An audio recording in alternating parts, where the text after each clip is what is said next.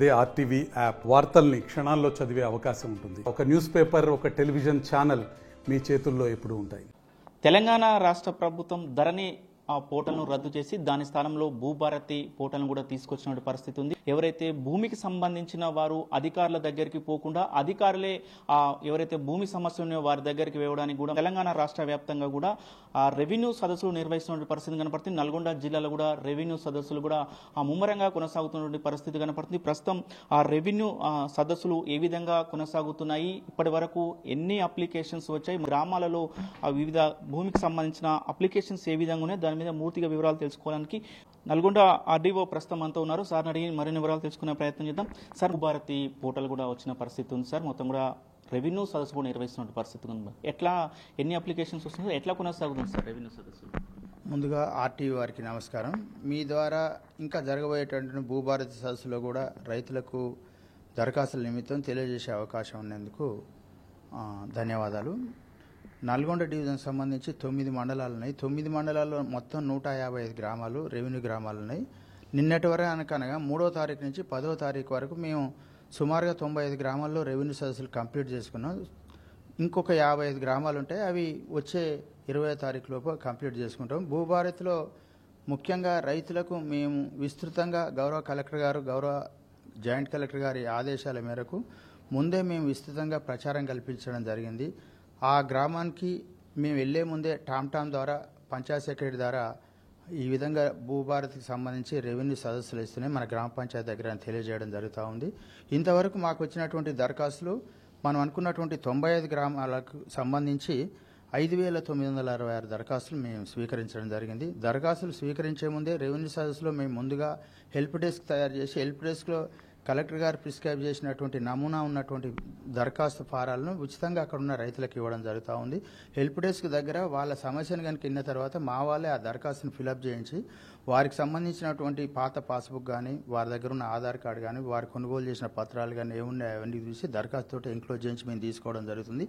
ఈ 5,960 దరఖాస్తులో కూడా ఎక్కువగా మాకు వచ్చింది సాదా బైనామాను రెగ్యులరైజ్ చేయమని. అవి 2,153 దరఖాస్తులు వచ్చినాయి.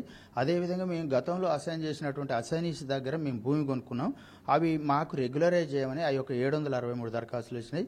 గతంలో ధరణి ప్రస్తుతం ఉన్నటువంటి భూభారతిలో ఉన్నటువంటి మాడ్యూల్స్లో గతంలో 33 మాడ్యూల్స్ ఉండి ఇప్పుడు అట్లా లేదు, సరళీకృతం చేసి భూభారతిలో 6 మాడ్యూల్స్నే మనం డిస్పోజ్ చేసే అవకాశం ఇచ్చిండు. అట్లా ముఖ్యంగా మిస్సింగ్ సర్వే నెంబర్ అని, ఎక్స్టెంట్ కరెక్షన్ అని, క్లాసిఫికేషన్ చేంజ్ అని, nature of the land change అని కొన్ని దరఖాస్తులు వచ్చినాయి. అవన్నీ కూడా మేము భూభారతి రాకముందు ధరణిలో ఏది ఉండగా అవన్నీ డిస్పోజ్ చేసినాం.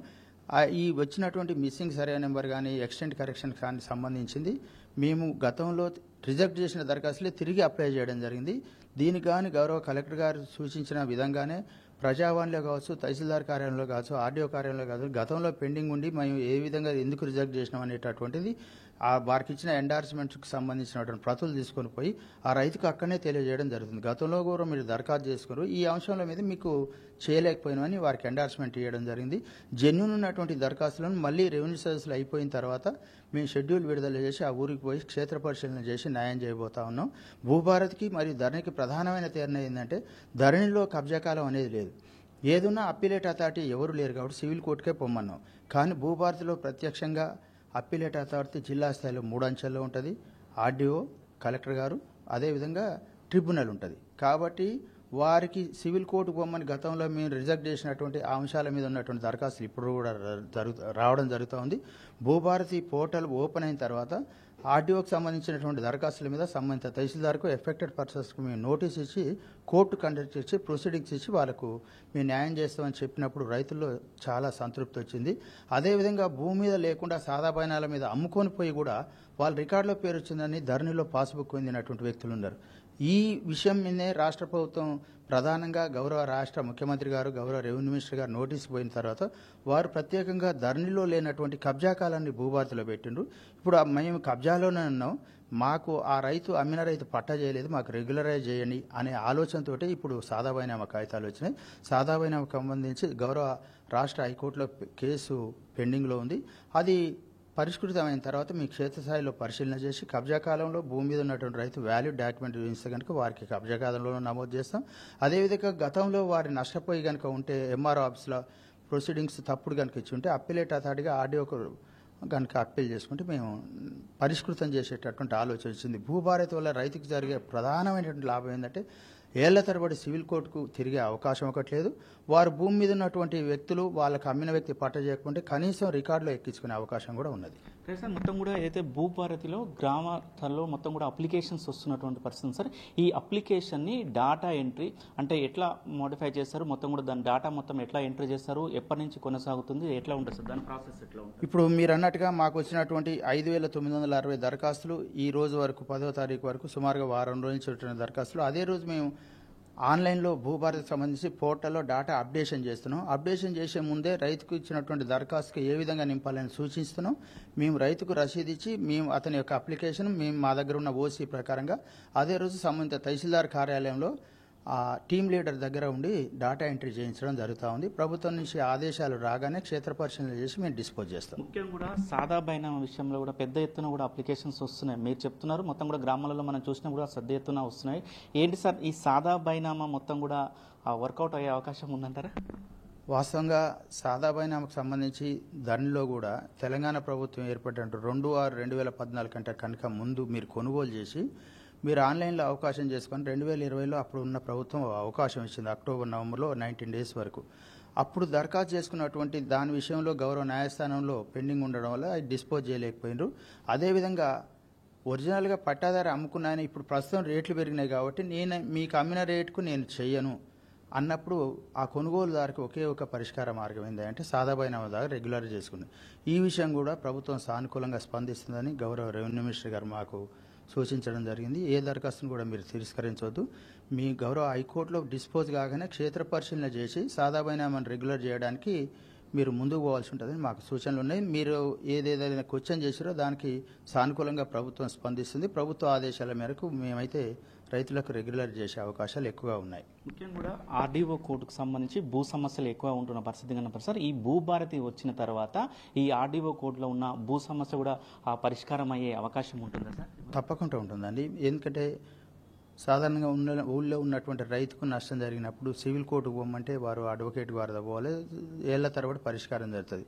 కానీ ఆర్డీఓ కోర్టులో మేము సంబంధిత రెవెన్యూ అధికారుల నుండి అదేవిధంగా దరఖాస్తుదారునికి ప్రతివాదికి కూడా మేము నోటీసులు ఇచ్చి ప్రతి శనివారం కోర్టు కండక్ట్ చేస్తాం. స్టిపులేటెడ్ పీరియడ్ అంటే పరిమిత కాలంలోనే ఈ దరఖాస్తులన్నీ కూడా పరిష్కరించి మేము ఆర్డర్స్ ఇచ్చే అవకాశం మాకు ప్రభుత్వం కల్పించింది. ఆర్డీఓ స్థాయిలో కూడా ప్రతిరోజు కూడా మీరు ఒక గ్రామాన్ని కూడా వెళ్ళి విజిట్ చేస్తున్నటువంటి పరిస్థితి. ముఖ్యంగా కూడా ఆ గ్రామాలలో ఉన్నట్టు వాళ్ళు ఏ సమస్యలు ఎక్కువ మీ దృష్టికి తీసుకొస్తాం, భూ సమస్యలు ఏదైతే భూభారతి మీద సదస్సులు నిర్వహిస్తున్నారో ఎక్కువ వచ్చిన అప్లికేషన్స్ మరి సమస్యలు ఎక్కువ ఏమున్నాయి సార్? ఇప్పుడు మనం అనుకున్నట్టుగా మీకు ముందుగానే తెలియజేసినట్టుగా సార్ మేము గతంలో కొనుగోలు చేసినాం, మాకు అమ్మిన వ్యక్తి పట్టా చేయట్లేడు, మేమే భూమి మీద ఉన్నాం, ఆయనకు గతంలో భూమి మీద లేని ఆయనకు పాస్బుక్ వచ్చిందయ్యా, ఆయన ఇప్పుడు మా భూమి మీదకి వస్తున్నాడు, దయచేసి అతని పాస్బుక్ రద్దు చేసి కొనుగోలు చేసిన మేము భూమి మీద ఉన్న వ్యక్తులకు న్యాయం చేయని ఈ సాదా బైనామా దరఖాస్తులు వస్తున్నాయి. అదేవిధంగా ప్రభుత్వం అసైన్ చేసినప్పుడు అమ్ముట కొనుట అనేది చెల్లదు. కానీ తెలిసి తెలియక ఎఫెక్ట్ బీపీఎల్ ఫ్యామిలీ వాళ్ళు కనుక ఒకవేళ కొనుక్కున్నట్టుంటే ప్రభుత్వం ఆదేశిస్తే రెగ్యులరైజ్ చేస్తాం. ఈ రెండు అంశాలనే దరఖాస్తులు ఎక్కువగా వస్తున్నాయి. వారికి స్పష్టంగా దరఖాస్తుదారులకు తెలియజేయడం జరిగింది. ముఖ్యంగా కూడా భూభారతి వల్ల ఉపయోగాలు ఏంటి, రైతులకు మొత్తం కూడా సమస్యలు పరిష్కారం అయ్యే అవకాశంగా ఉన్నట్టు కూడా చెప్తున్నట్టు పరిస్థితి కనపడుతుంది. మొత్తం కూడా రైతులకు ఒక ఆర్డీఓగా ఏం సూచన చేస్తారు సార్? రైతుకు రెవెన్యూ శాఖ తరఫున భరోసా ఇవ్వగలుగుతున్నాం. మీకు కబ్జా కాలం అనేది కొత్తగా నమోదయ్యేటువంటి రికార్డులో నమోదు చేస్తాం. కబ్జా కాలంలో మీ పేరు ఇస్తాం. మీరు కనుక కొనుగోలు చేసినటువంటి కాగితాలు దగ్గర ఉండి మీ భూమి మీద ఉంటే ప్రభుత్వం నుంచి గౌరవ న్యాయస్థానం నుంచి ఉత్తర్వులు రాగానే మేము క్షేత్ర పరిశీలన చేసి మీకు ప్రొసీడింగ్ ఇస్తాం. మీరు కోర్టుల చుట్టూ తిరగాల్సిన అవసరం లేదు, వివాదాలకు తావు ఉండకూడదని మేమైతే రైతులకు సందేశాన్ని ఇవ్వడం జరుగుతాం. చివరిసారి సార్, భూ సమస్యలు ఉన్నప్పుడు ఎవరైతే ప్రజలు ఉన్నారో అధికారుల దగ్గరికి వచ్చేది, ఇప్పుడు మాత్రము అధికారులే ప్రజల దగ్గరికి వెళ్ళి కూడా అక్కడ అప్లికేషన్స్ తీసుకుంటున్నారు సార్. మీరు విజిట్ చేసినప్పుడు కూడా ఆ గ్రామాలలో ప్రజల నుంచి కానీ భూ సమస్యలదారుల నుంచి కంటే ఎట్లాంటి సంతృప్తి, ఎట్లాంటి స్పందన వస్తుంది సార్? ముందుగా అయితే మేము సదస్సు పెట్టిన తొలి రోజుల్లో రైతులకు నమ్మకం లేక ఉండే. ప్రభుత్వం ఏం చేసింది, పైలట్గా ఒక్కొక్క మండలంలో, జిల్లాలో ఒక్కొక్క మండలంలో పైలట్ ప్రాజెక్ట్ ప్రకారం రెవెన్యూ సదస్సులు నిర్వహించి రైతుల నుంచి స్పందంగా ఏ విధంగా వస్తుందంటే అందులో భాగంగా నల్గొండ జిల్లాకు సంబంధించి నల్గొండ రెవెన్యూ డివిజన్లో ఉన్నటువంటి నగరికల్ మండలాన్ని పైలట్ ప్రాజెక్టుగా తీసుకోవడం జరిగింది. అక్కడ 900 పైచీలకు దరఖాస్తులు వచ్చినాయి. మాకు సఫిషియెంట్ టైం ఉంది కాబట్టి నెక్స్ట్ మేము ఎంక్వైరీకి పోయినప్పుడు ఆ రైతు క్షేత్రం వద్దకే అధికారులు వచ్చారు, పక్క రైతులను విచారించారు, మేము భూమి మీద ఉన్నామా లేదా అనేది రాసుకున్నారనే సంతృప్తి అయితే వాళ్ళలో వచ్చింది. రేపు అప్పిలేట్ కోర్ట్స్ వచ్చిన తర్వాత వాళ్ళకు సివిల్ కోర్టుల చుట్టూ తిరగడం, వారు అమ్మిన వ్యక్తుల చుట్టూ తిరగడం తప్పుతూ ఉంటుంది. చట్ట ప్రకారంగా న్యాయ ప్రకారంగా రైతుకు న్యాయం చేసే అవకాశం ఉన్నది. ఇటు విషయంలో నగరికల్ రైతుల నుంచి మేము గౌరవ కలెక్టర్ గారు కానీ మా జాయింట్ కలెక్టర్ గారిని ఫీడ్బ్యాక్ తీసుకున్నప్పుడు చాలా సంతృప్తిని వ్యక్తం చేశారు. మిగతా డివిజన్లలో అదేవిధంగా నల్గొండ జిల్లా మిగతా 8 మండలాల్లో కూడా మేము రైతులకు సానుకూలంగా మా యొక్క ప్రతిఫలాలు అందిస్తామని చెప్తా ఉన్నాం. Thank you. మొత్తం కూడా ఆర్డీఓ గారు ఒకటే చెప్తున్నారు, ఏదైతే భూభారతి పోర్టల్ వచ్చిన తర్వాత కూడా రైతు సంవత్సరాల నుంచి కూడా పెండింగ్ లో ఉన్న సమస్యలు కూడా దీనివల్ల కూడా పూర్తయ్యే అవకాశాలు ఉన్నాయని కూడా చెప్తున్నారు. మొత్తం కూడా గ్రామాలలోకి వెళ్తున్నప్పుడు ఆ ప్రజల నుంచి కూడా మంచి స్పందన వస్తుందని కూడా చెప్తున్నారు. మొత్తం కూడా ధరణి సాఫ్ట్వేర్ వచ్చింది. ధరణి సాఫ్ట్వేర్ లో కూడా చాలా వరకు కూడా భూ సమస్యలు ఎక్కువైపోయి ఆర్డీఓ కోర్టులలో కూడా ఉన్నట్టు పడుతుంది. ఏదైతే భూభారతి ప్రాజెక్టు వచ్చిన తర్వాత ఈ భూభారతి వల్ల కూడా ఆర్డీఓ స్థాయిలో ఉన్నటువంటి కోర్టులో ఉన్నట్టు కేసులు కూడా పరిష్కారం అవుతాయని కూడా ఆర్డీఓ గారు చెప్తున్నటువంటి పరిస్థితి కనపడుతుంది. వీడియో జర్నలిస్ట్ కృష్ణతో అచ్యుత్, RTV నల్గొండ. మరిన్ని వీడియోస్ కోసం ఛానల్ ని సబ్స్క్రైబ్ చేయండి, లేటెస్ట్ అప్డేట్స్ కోసం వాట్సాప్ ఛానల్ ని ఫాలో చేయండి అండ్ లింక్ డిస్క్రిప్షన్ లో ఉంది.